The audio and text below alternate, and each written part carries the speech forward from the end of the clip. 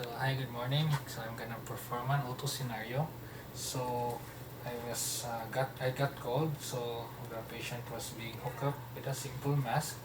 So before that, I always make sure to check the patient's chart, and then once inside, I always introduce to the patient, make sure they understand what you're trying to say, and then explain to them what's the purpose of this one by telling them that it would help them.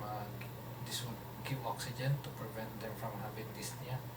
So after that, we always have to check the ID pen for confirmatory purposes, and then we always make sure that we obtain vital signs, assess the patient, and then we can proceed by hooking up to the patient.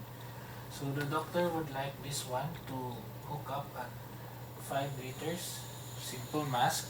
So make sure we loosen it first to prevent the patient from any uncomfortable.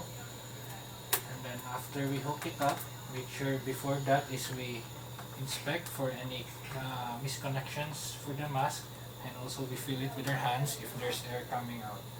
And then once everything's done, make sure we ask the patient if it is too tight for them or too loose, and then we always ensure we inspect the patient for everything, especially for the SpO2, and make sure we assess the patient. So in a few while, I got called also to the same patient, and the patient was confused and kept on removing with this one.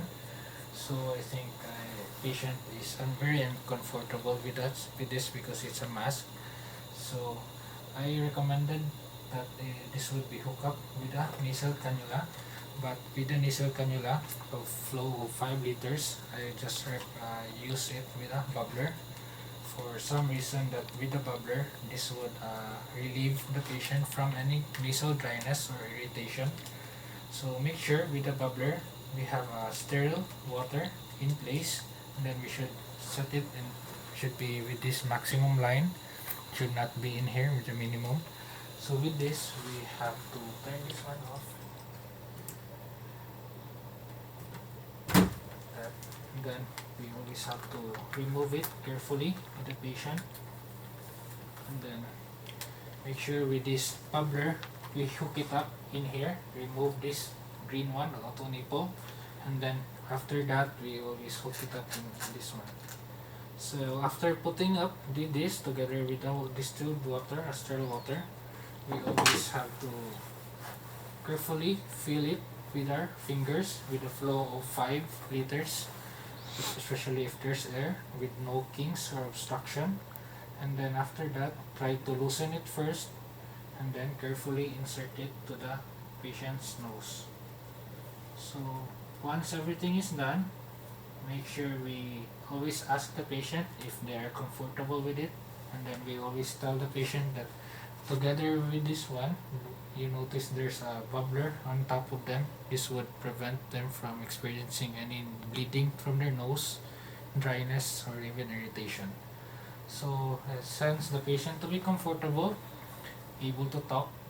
I also sense that the SpO2 level is just within is adequate.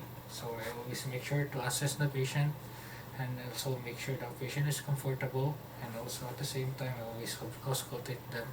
So once outside, wash my hands, and then once I'm outside, chart everything what I've noted to the patient, and then communicate with the staff, especially with the nurse station or even the nursing charge, or if the physician is present.